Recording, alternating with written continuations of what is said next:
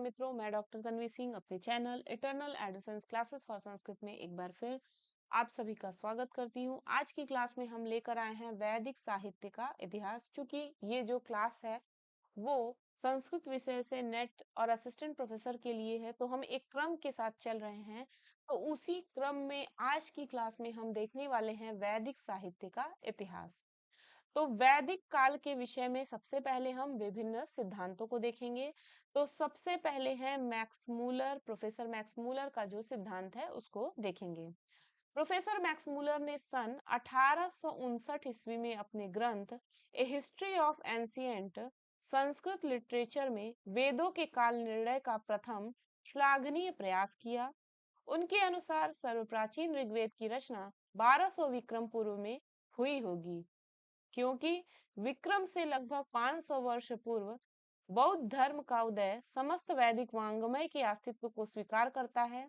अतः वेद बौद्ध धर्म से अर्वाचीन नहीं हो सकते। इसी बौद्ध धर्म की आधारशिला पर प्रोफेसर मैक्समूलर का वैदिक काल निर्णय विषयक प्रारंभिक मत सर्वतोभावेन अवलंबित है।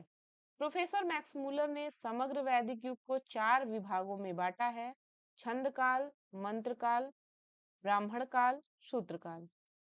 इसमें प्रत्येक युग की विचारधारा के उदय तथा ग्रंथ निर्माण के लिए उन्होंने 200 वर्षों का काल माना है। बुद्ध से प्रथम होने के कारण सूत्र काल 600 विक्रम पूर्व, ब्राह्मण काल 600 से 800 विक्रम पूर्व, मंत्र काल 800 से 1000 विक्रम पूर्व तथा छंद काल 1000 से 1200 विक्रम पूर्व तक स्वीकार किया गया है। उनकी दृष्टि में यही मौलिकता का युग था, परंतु बाद में मैक्समूलर को यह समय कम जान पड़ा, तो उन्होंने अपनी पुस्तक chips from a German workshop में इस काल को बढ़ाकर 1500 विक्रम पूर्व निर्धारित किया तथा सन 1890 ईस्वी में प्रकाशित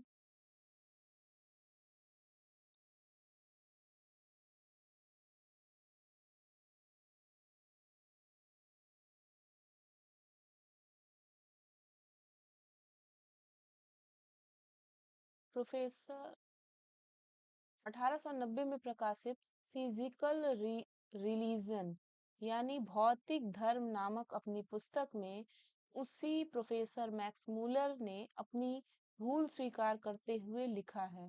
तो मैं इसका सीधे हिंदी बताती हूँ क्या लिखा था उन्होंने, कि इस भूतल पर कोई भी ऐसी शक्ति नहीं है जो कभी निश्चय कर सके कि वैदिक मंत्रों की रचना 1000 या 1500 या 2000 या 3000 विक्रम पूर्व में की गई हो।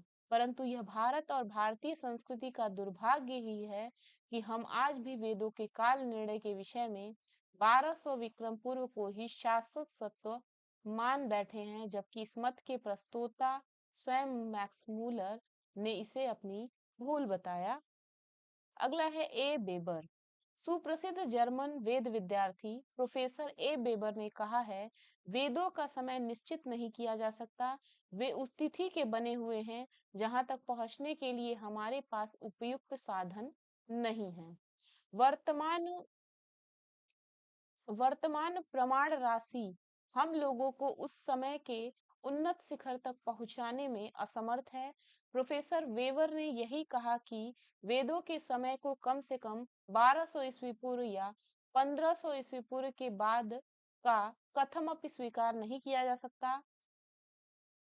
यह उस प्रकांड वैदिक विद्वान का मत है जिसने अपना संपूर्ण जीवन वेदाध्ययन में ही बिताया तथा अनेक वैदिक ग्रंथों का संपादन करके उन्हें छपवाया। प्रोफेसर वेवर ने अपनी पुस्तक हिस्ट्री ऑफ इंडियन लिटरेचर में यहां तक लिख दिया कि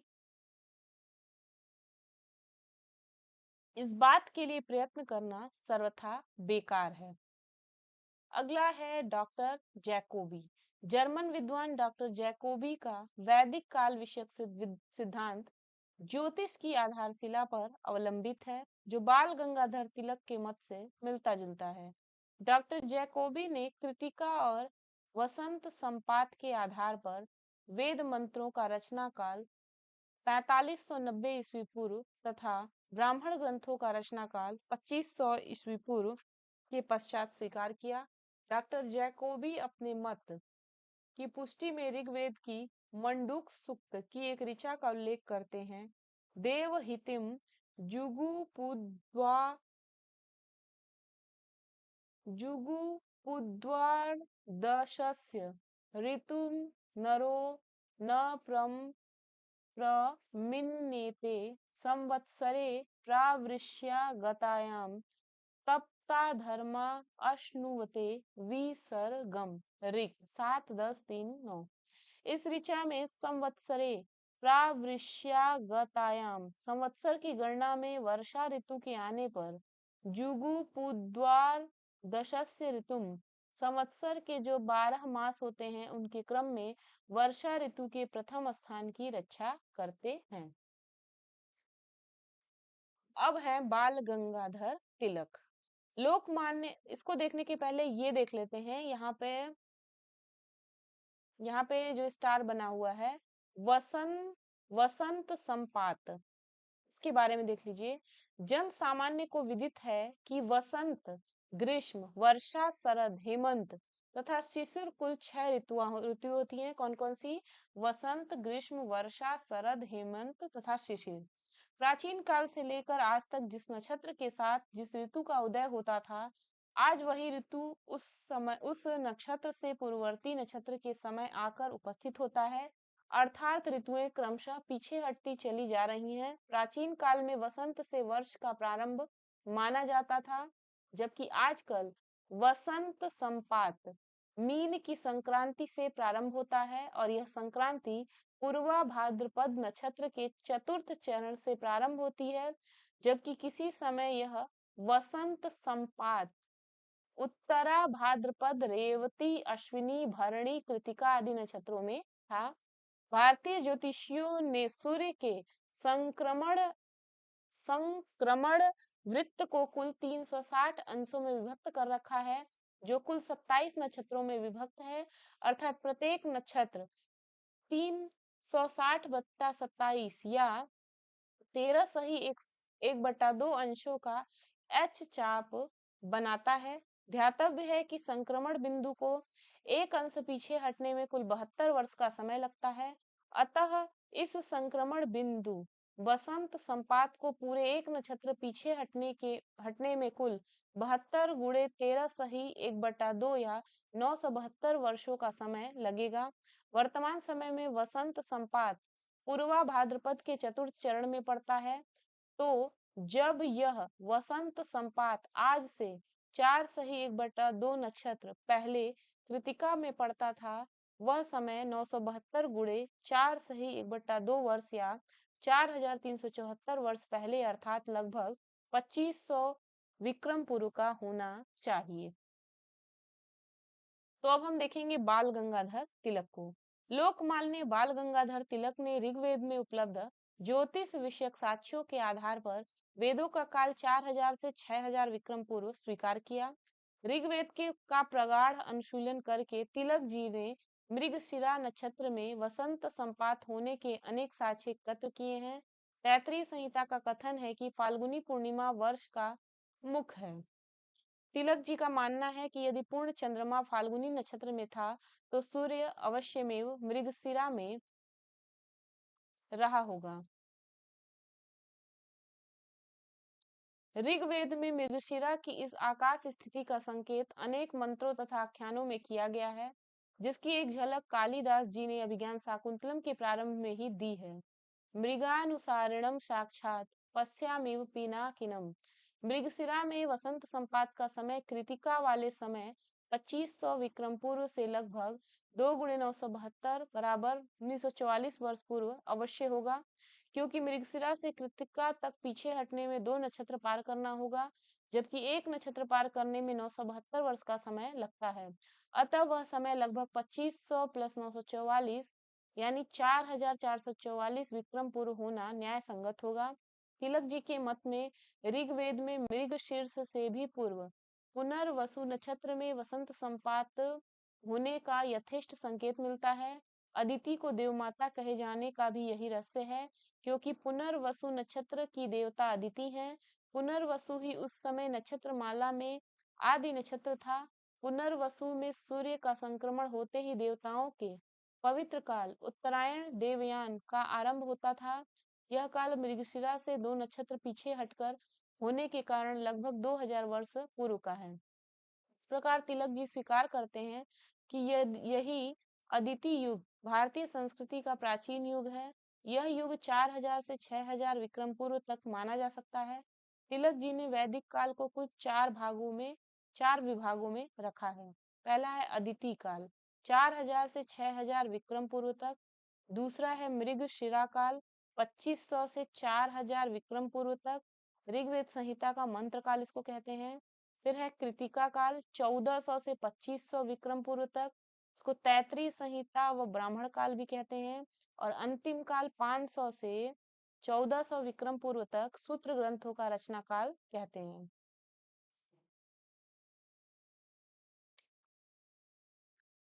लोकमान्य तिलक जी ने ओरायन के पश्चात लिखे गए अपने ग्रंथ Arctic home in the Vedas में वेद काल को 10,000 ईस्वी पूर्व बतलाया। उन्होंने विज्ञान तथा ज्योतिष के आधार पर यह सिद्ध किया कि भारत में आने से पूर्व आर्य लोग उत्तरी ध्रुव में रहते थे और वहां पर भी वे वैदिक धर्मानुयायी ही थे। यह घटना कम से कम 10,000 ईस्वी पूर्व की है। फिर है एम विंटरनिच। विंटरनिच ने ब्राह्मण ग्रंथों, पाणिनि व्याकरण की संस्कृत भाषा तथा अशोकन शिलालेखों की भाषा, इन सबका वैदिक भाषा से साम्य को ध्यान में रखते हुए ऋग्वेद का काल जैकोबी तथा तिलक द्वारा निर्धारित तिथि 4500 से 6000 के बीच में स्वीकार किया। उनका मत है कि ज्योतिष अथवा भूगर्भ शास्त्र के आधार पर वेदों का काल ईस्वी पूर्व 6000 से 2500 मानना उचित नहीं है। फिर है भारतीय परंपरागत विचार। प्राचीन भारतीय परंपरावादी विद्वानों के मतानुसार वेद निर्माण काल का निर्णय करना मूर्खता ही नहीं बल्कि असंभव है। इन परंपरावादी भारतीय विद्वानों का मानना है कि वेद नित्य है और सृष्टि के प्रारंभ से ही वेदों का आविर्भाव हुआ है। ऋग्वेद पुरुष सूक्त वेदों के निर्माण के लिए स्वप्रमाण है, सब कुछ लिखा है, ठीक है। फिर है तस्माद्य तस्माद्य ज्ञात सर्वहुतः ऋचः समानि जग्गिरे छंदासि जग्गिरे तस्माद्य जुस तस्माद् जायत। इन विद्वानों का कहना है कि जिस परमात्मा ने सृष्टि की उत्पत्ति की, उसी ने सृष्टि के पूर्व वेदों का आविर्भाव किया होगा। जैसे कुम्हार घट की निर्मित करने के पूर्व अपने मस्तिष्क में घट की एक नियम संहिता तैयार कर लेता है, तदनुसार मिट्टी को आकार प्रदान करता है। कोई भी कार्य किसी कर्ता के बिना असंभव है। यह ब्रह्मांड भी एक कार्य है, अतः इसका भी नियम कोई कर्ता अवश्य होना चाहिए। ब्रह्मांड के कर्ता हम आप हो ही नहीं सकते, अतः स्पष्ट है कि इसका कर्ता ईश्वर ही है। क्योंकि प्रत्येक कर्ता अपने कार्य का स्वरूप अपनी बुद्धि मस्तिष्क आरेखित करने के बाद ही उसे साकार स्वरूप प्रदान करता है, अतः ब्रह्मांड रूपी कार्य का आरेख भी ब्रह्मांडोत्पत्ति के पूर्व उस कर्ता ईश्वर की बुद्धि में निर्मित होना चाहिए। उपयुक्त सिद्धांत के आधार पर परंपरावादी विद्वानों का कहना है कि सृष्टिकर्ता विधाता ने सृष्टि उत्पत्ति के पूर्व जिस आरेख या विचारधारा की सर्वप्रथम कल्पना अपनी बुद्धि में की, वही अमनाय या वेद है। ऋग्वेद का ही कथन है, तस्माद् दृचो पातक्षण यजु यजुस्तस्माद् पाकयन् समानि यस्य लोमानि अथर्वंगी रसो मुखम। इन समस्त वेद वचनों में यज्ञ, यजनीय, पूजनीय या ईश्वर से ऋक, यजु, शाम तथा अथर्व इन चारों वेदों की उत्पत्ति स्पष्टता वर्णित है। इस प्रकार आप्त वाक्य को प्रमाण मानने वाले दार्शनिक विद्वानों ने परमात्मा को वेदों का जनिता स्वीकार किया।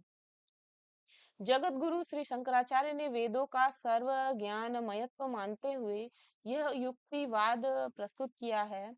महतः ऋग्वेदादे शास्त्रस्य अनेक विद्यास्थानोपबृंहितस्य प्रदीपवत् सर्वथा वद्योतिनः सर्वज्ञ कल्पस्य योनिः कारणं ब्रह्म न हि ईदृशस्य शास्त्रस्य ऋग्वेदादि लक्षणस्य सर्वज्ञ गुणान्वितस्य सर्वज्ञात अन्यतः संभव अस्ति।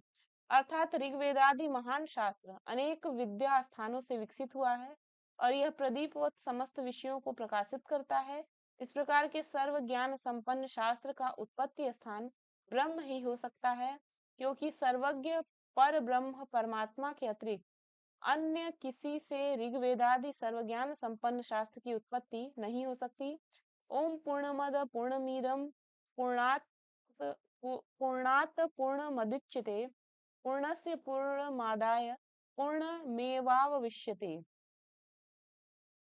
मेवावशिष्यते। फिर से देख लीजिए, ओम पूर्णमदः पूर्णमिदं पूर्णात् पूर्णमुदच्यते पूर्णस्य पूर्णमादाय पूर्णमेवावशिष्यते शिष्यते के अनुसार शंकराचार्य जी ने इस बात पर जोर देते हैं कि सर्व ज्ञान में पूर्ण वेद की उत्पत्ति पूर्ण ब्रह्म से ही संभव है। भगवान व्यास ने भी ब्रह्म सूत्रस्थ विप्रतिषेधाच के द्वारा यही मत सूचित किया है। परमात्मा से प्राप्त वेद के इस नित्यत्व एवं अपौरुषेयत्व को विभिन्न आस्तिक दर्शनाचार्यों ने भी स्वीकार किया है। भगवान जैमिनी ने पूर्व मीमांसा दर्शन में नित्यस्तु स्याद दर्शनस्य परार्थत्वात् इत्यादि 6 सूत्रों द्वारा अनित्यवादी पक्षों के तर्कों का खंडन करते हुए वेदों का नित्यत्व बड़ी मार्मिकता से प्रतिपादित किया है।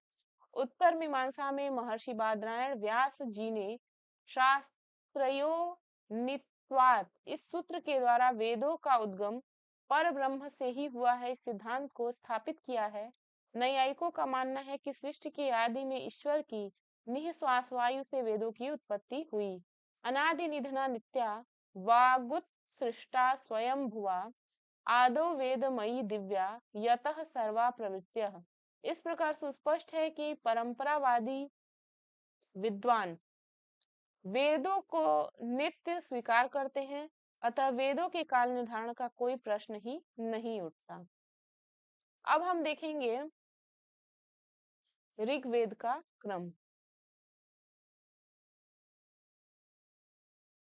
तो देखिए ऋग्वेद का क्रम, ऋग्वेद की कुल 21 शाखाओं का उल्लेख होने के बावजूद भी यह हम लोगों का दुर्भाग्य ही कहा जाएगा कि इस समय एकमात्र शाकल शाखा ही पूर्ण रूप से उपलब्ध होती है, जिसे ऋग्वेद संहिता के नाम से जाना जाता है। इसका विभाग दो रूपों में प्राप्त होता है, जिसे अष्टक क्रम तथा मंडल क्रम के नाम से जाना जाता है। इन दोनों क्रमों का संक्षिप्त विवरण निम्नलिखित है। तो सबसे पहले देखेंगे अष्टक क्रम। अष्टक क्रम के अनुसार संपूर्ण ऋग्वेद कुल 8 अष्टकों में विभक्त है। प्रत्येक अष्टक में 8-8 अध्याय पाए जाते हैं। इस प्रकार कुल अध्यायों की संख्या 64 हो जाती है। ये अध्याय भी वर्गों में तथा वर्ग ऋचाओं में विभक्त है। इस प्रकार कुल 8 अष्टक 64 अध्याय 2006 वर्ग तथा 10,580 सही 1/4 ऋचाएं या मंत्र हैं। मंडल क्रम, मंडल क्रम के अनुसार संपूर्ण ऋग्वेद 10 मंडलों में विभक्त है।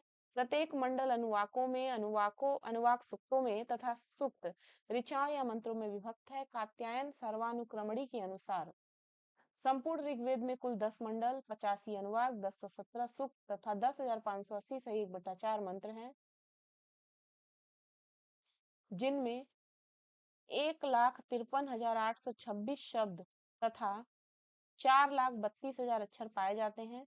महत्व की दृष्टि से अष्टक क्रम की अपेक्षा मंडल क्रम ज्यादा महत्व रखता है, क्योंकि इसकी पद्धति वैज्ञानिक व ऐतिहासिक है। ऋग्वेद का सर्वप्रथम पद पाठ तथा मंडल क्रम में विभक्त शाकल ऋषि ने किया, अतः इसे शाकल शाखा या शाकल संहिता भी कहा जाता है। ध्यातव्य है कि रावण कृत ऋग्वैदिक पदपाठ भी मिलता है, जो शाकल्य से कुछ भिन्न है। यजुर्वेद तैतृय शाखा के पद पाठकार आत्रेय तथा सामवेद के पद पाठकार गार्ग्य हैं। अब हम देखेंगे संहिताओं के पाठ भेद। वेद पाठियों के मुंह से आज भी वेदों का सस्वर उच्चारण ठीक उसी प्रकार विशुद्ध रूप से सुना जा सकता है जैसा कि प्राचीन युग में किया जाता था। इसके लिए महर्षियों ने 8 विकृतियों पाठों की व्यवस्था की है, जो जटा, माला, शिखा, रेखा, ध्वज, दंड,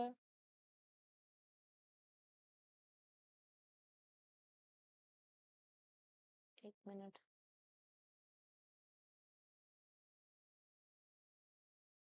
तो देख लीजिए, जटा माला शिखा रेखा ध्वज दंड और यहाँ पे रथ होगा, मिसप्रिंट हो गया है, तथा घन के नाम से जाने जाते हैं। देख सकते हैं, जटा माला शिखा रेखा ध्वजो दंडो रथो धनः अष्टौ विकृत्य प्रोक्ता क्रम पूर्वा महर्षि भी। मंत्रों का प्रकृत उपलब्ध पाठ संहिता पाठ कहलाता है। उदाहरणतया औषधयः, ये थोड़ा सा मिसप्रिंट है, इसको देख सकते हैं, औषधय, इसको छोड़ दीजिए। सोमेन सह राज्ञा, इस पाठ के प्रत्येक पद का विच्छेद होने पर यही पद पाठ कहा जाता है। पद पाठ में पद तो वे ही रहते हैं, परंतु स्वरों में पर्याप्त अंतर आ जाता है। जैसे औषधय सम वदन्ते सोमेन सह राज्ञा। क्रम के दो पदों का पाठ क्रम पाठ कहलाता है। यथा औषधय संवदन्ते वदन्ते सोमेन सोमेन सह। जब अनुलोम तथा विलोम से जहाँ क्रम 3 बार पढ़ा जाता है उसे जटा पाठ कहते हैं।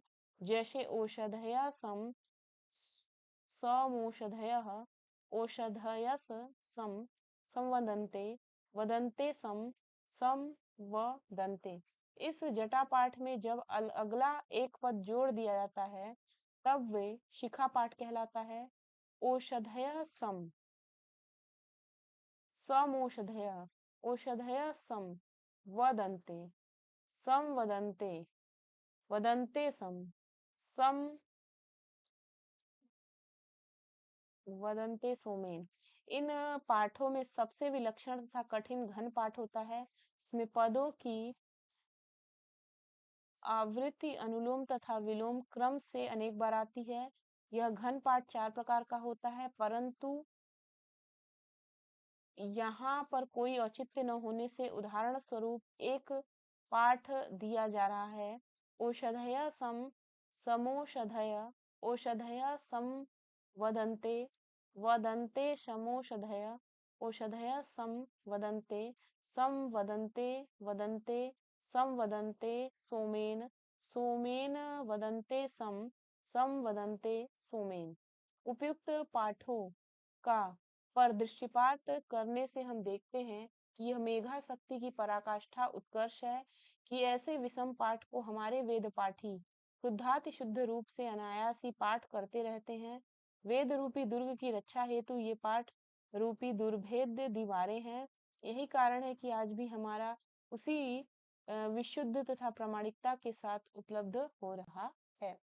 तो आप लोग इसको देख लीजिएगा, ये टॉपिक बहुत इंपॉर्टेंट था। इसमें से सिर्फ यही पूछता है कि महर्षियों ने कितनी विकृतियां बताई हैं पाठों की, तो आपको ये याद रखना है, ज्यादा कुछ इसमें से प्रश्न नहीं बनता है।